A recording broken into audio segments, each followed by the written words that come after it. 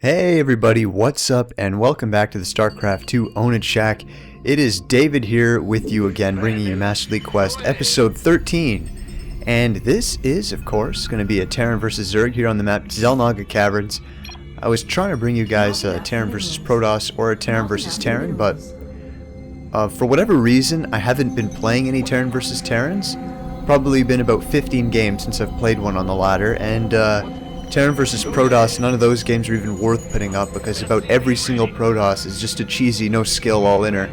And I don't know what it is that's going on with the Protoss on the ladder now, but about 75% of the games I play, it's just me defending a 4-gate, and if I defend it, I win. If I don't, I lose. And it's probably not going to make for the most entertaining episodes. So for you Protoss players out there, if you're the 4-gating type, you know, that's fine to do once in a while, but right now it seems to be getting a little bit out of hand. Yeah, so it will be a Terran vs. Zerg today because of that.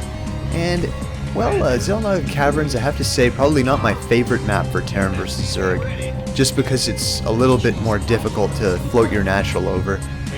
On other maps, such as Shattered Temple, I feel like I can move that natural over much earlier than on a really wide open map like this. Especially with that backdoor entrance through the shrubs, it's just a little bit tough to defend. I'm always worried about tons of Zerglings coming in, and honestly, it's just a scouting issue, I guess, but either way, it's something I don't like to deal with. And as you can see, the scout is already going out there on the mini-map, and I will just be checking out a few key things here on my scouting route. First is to see his gas, and of course, the gas will tell me that, alright, it's going to be a speed first build that he's doing, and that should let me be a little bit worried about certain things. One of them is a Baneling bust, of course. It's going to come a lot earlier if they don't have that fast expansion, and because of that, you need to be a little bit more careful. Now, as you're going to see, or you might have just seen it, at my wall I'm walling off with 1 Rax and 2 depots. Normally I wall off with a factory as well to make it a little bit more sturdy. But lately I've switched to this style of wall-off just because I think it's a little bit better to not let your opponent see the factory being built. I just like to keep them in the dark there and hopefully, you know, just have that play to my advantage. Now you'll also notice that depot was very early, and that's just to deny scouting. If I hadn't put that depot there, he could have run a drone into my base and seen that I was getting gas in the factory, and I don't want that at all. So I will be putting that early depot down there to wall it off tight. And I'm also going to get that second refinery right after the factory starts. At this point, I'm pretty much planning on a siege mode expansion, which is just, you know, a pretty standard thing. It's very safe. You just go for siege tech, get a couple tanks, and put an expansion up. And you'll be able to expand safely on the backbone of your tanks, essentially. And the transition from here, oh yeah, one thing, I just want to note, I moved that depot over there. That's so I could squeeze in room for the extra CC.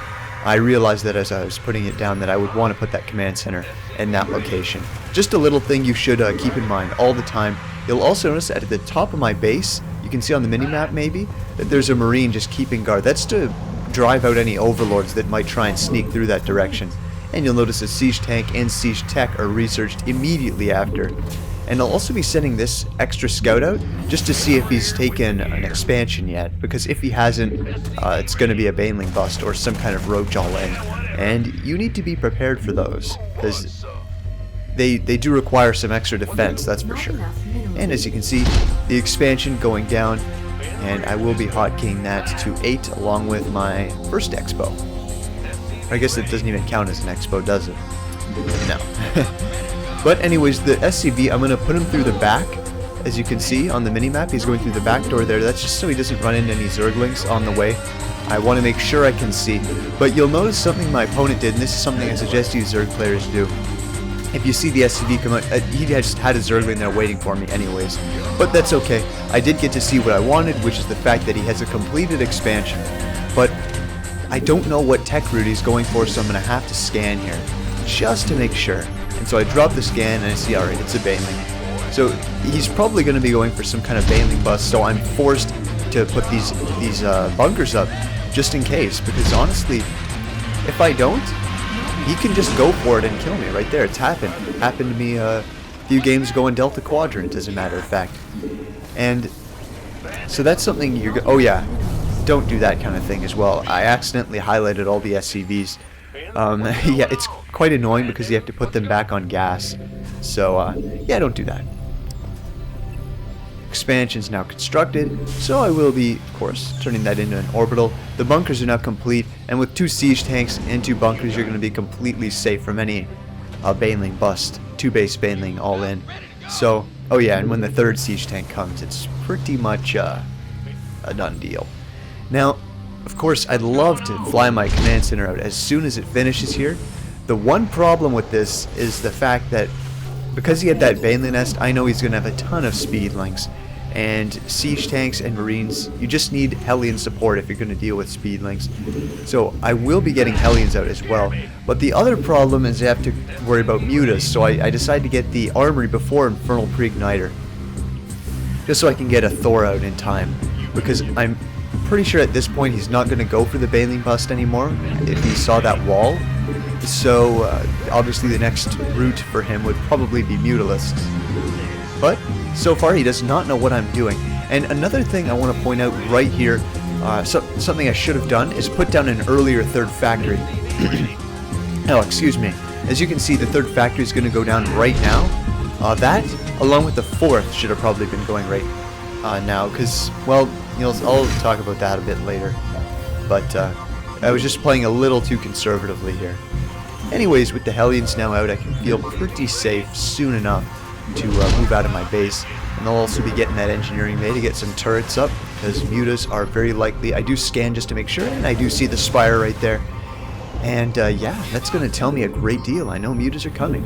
And because I see the spire, I think, alright, that means he's going to be in transition to a new tech route. I can easily lift that up and move out. You'll notice I did get a reactor on my 2nd factory to get a bunch of Hellions. And at this point, you're just going to want to pump Thor and Hellion. You can switch back in a siege tank eventually, like once you get about 3 or 4 Thors. I don't know if I do that here, but that's what you should do. This build is modeled after Goody's siege tank expand, for those of you who are wondering.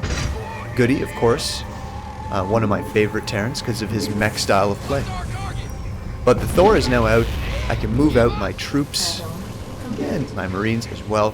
And I'll also be transferring over a bunch of SCVs, re-rallying. And with the Hellions now, I can go do some essential scouting, because I need to make sure he's not like over-expanding right now or anything, because that can be pretty bad. And one thing I always do on this map is wall off that back door with an engineering bay. You just have to do it. If you don't do it, well, they're just going to run in banelings mid-game and you can't do anything.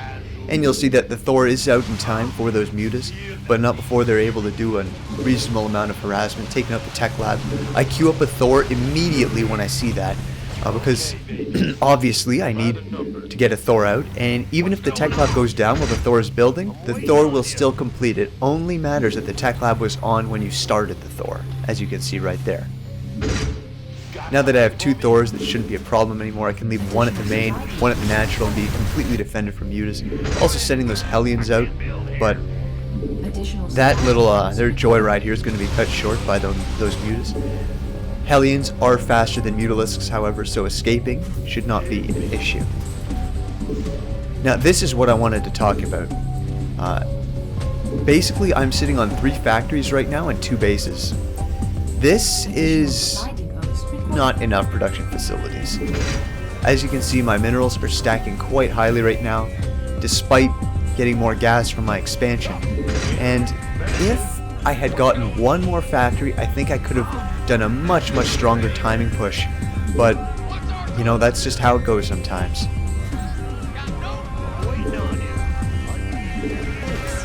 The mutas are also quite distracting, as you can see. They're going to try and take that out. And I'm going to actually bring SCVs to repair. That's just how important it is. Now you notice my production actually stopped for a while there. That's because of those tech labs he took out. I could only produce 1 Thor, and I didn't want to just mass Hellions from all the factory. That would ruin my unit composition. So, you know, I will be a little bit behind here in army because of what he did there. Just very effective use of those mutas, never engaging the Thor directly. You know, it's just all around good play by my Zerg opponent. And I also scan his natural right there. to pretty much no avail. I was hoping to get a glimpse of his army, but unfortunately it was somewhere else. And I'm also going to be putting a scan right between the third and the gold, just so I can see both at the same time. And I see, alright, he's taking the gold. It's time to push. And like I was saying, if I had just had 4 factories instead of 3, I could have had a lot more units here, and this push would have been much more potent. But I will be doing it anyways, and just seeing how it goes. So we've got 3 tanks, 4 Thors, and a large amount of Hellions. Hellions are pretty much there just to take care of the speedlings, then you can do whatever the hell you want with them. So I will be putting 2 more factories down during this rush, and I'm going to see, and okay, he's got roaches and hydralisks? I was quite taken by surprise here. I don't know what was going on, but what can I say, man? The Hydras completely devastated those Thors. The problem here is I didn't have enough siege tanks because I didn't have that extra factory, so it was pretty rough. As you can see, I got pretty much mowed right over. And also, I think I had my upgrade at least, which is good. Yeah, I do have my +1 attack, but it simply wasn't enough. The reason I failed was because I didn't have that extra factory. Normally, I'll produce Hellions from 1 factory, Thors from the other 2, and then the final one will be siege tanks. So that 4th one is the one that was missing. That's the one with siege tanks, and clearly that's why I lost. I didn't have the siege tanks to deal with his Roach Hydra. So yeah, I'm gonna try and rectify that now by throwing out 2 more factories and this expansion. But what I did there was pretty much all in. I mean, I wasn't counting on him actually stopping that. They rarely ever do. But for whatever reason, he completely stoned me, and well, I'm gonna have to try again. Now the problem here, of course, was that I did an all-in without even being all-in, if you know what I mean. An all-in is where you make a ton of unit-producing structures and go, and you don't have an expansion to back it up. Here, I didn't even have a ton of unit-producing structures, and I didn't have an expansion to back it up. So I was all-in without even being all-in, and that's the worst kind of all-in there is. If you're going to do an all-in, you have to go completely committed. So I'm going to slowly push out now to my 3rd base. Obviously, he has a huge advantage on me in army supply at this point. So there's honestly no point in me trying to push again. He's going to crush that. My only chance right now is to build up a max supply army and just go and hope that I can just overwhelm him with pure force.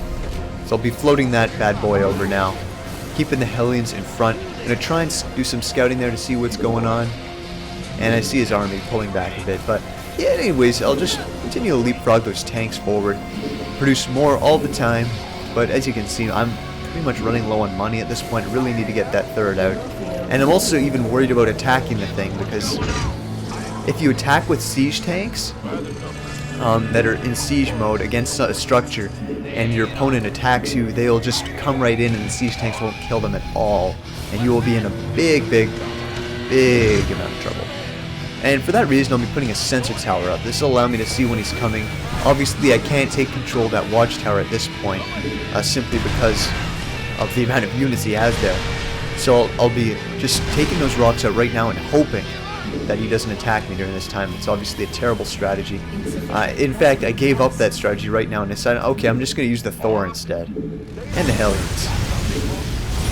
Hellions, obviously, they're atrocious at killing armored targets like those destructible rocks, but it's pretty much all I have to go on right now. I'm also going to be making a partial wall there, just so, you know, you can't run by too easily. And the sensor tower now reveals on the minimap a massive clump of units, and that has me quite scared. What I think he's going to do at this point is just run in and snipe that planetary the second I land it. So I have to be very careful, and I will be moving siege tanks closer to that now morphing planetary fortress. And the mutas come in. That's not going to do anything with the Thor there, though. A couple of Thors, 3 Thors actually, yeah. In large numbers, Thors do quite well, but forget that. Here comes the army of him, and he just attacks headlong into a gigantic siege line. And I can tell you, at this point, I got very overconfident. This was the worst move I've seen a Zerg player ever use on me, probably. And yeah, that was pretty bad, but I feel like I've maybe gotten somewhat even Honestly, the reason I think he did that was simply to free up army supply, maybe. I can't imagine any other reason why someone would attack into a siege line like that. It just doesn't make any sense. But I decided, alright, you know what?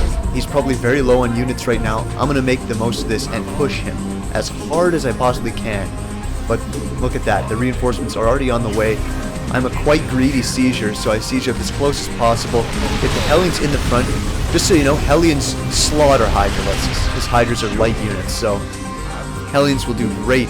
And honestly, I'm feeling a little weird right now, just because I've never seen a unit composition like this before. A Roach Hydra with Roach Hydra with Mutalisk support against my Hellion mech. It's so strange. I actually don't think I don't think I've killed a Hydralisk in 1v1 since probably September or August. That's how long it's been since I've seen Hydras in this matchup, but I'm really glad to see that at least. And as you can see there, a couple Hydras just get slaughtered by the blue flames. And because I'm in such a great spot, I will be trying to fry up some drones right there. Unfortunately for me, that means that my Hellions weren't in front there to kill his Hydras, so they're way late to the party. They'll kill him now, but now he's teched up to Broodlords, and he just crushes my siege line. Look at the DPS of those Hydras, very impressive. I do have a back line here, but not nearly large enough, as you can see. But, you know, the Broodlords, man, I tell you, if you don't have 2 reactored starports already built when they come out, you're going to be too late in stocking them. And Broodlords are the main weakness of my mech force here. Thors can deal with them, but not when there's Hydras underneath, and at this point I finally realize why he is gone for these Hydralisks as I put down the starports. Too little too late though, obviously. The reason is because Hydras complement Broodlords so well. Normally the counter to Broodlords is going to be Vikings, and what can own Vikings? Well, Hydras. I mean, you're going to see it coming up later, but his Hydralisks devastate my Vikings, and I think that his unit composition is something maybe Zergs should consider to do against a meching Terran. It's obviously not going to be good if they go for a ton of siege tanks, but if they have mostly Thors, that can do pretty well. I mean, Thors simply aren't the greatest against Hydralisks. Hellions, a different story, and he does find my hidden base, so that's pretty much done. Yeah, so at this point, I don't even know what I'm going to do. Looks like I'm going to double expand. Yeah, I've pretty much lost the game, but I'm not going to give up hope quite yet. My plan is to roast as many drones as possible. I'm gonna go down fighting. And look at how, oh man, those Broodlords are so powerful. Just look at that. For those of you who don't know how powerful Broodlords are, not only does the actual landing of the Broodling deal like 20 damage or so, but the Broodling continues to attack you afterwards, just like a regular Broodling would from the exploded Zerg building. So you can pretty much see just how powerful those can be. So now my plan is to just continue with the mech. I've got a ton of extra minerals, and I've got a couple Vikings now, but the Vikings are simply not going to be too effective with all these Corruptors and Hydralisks.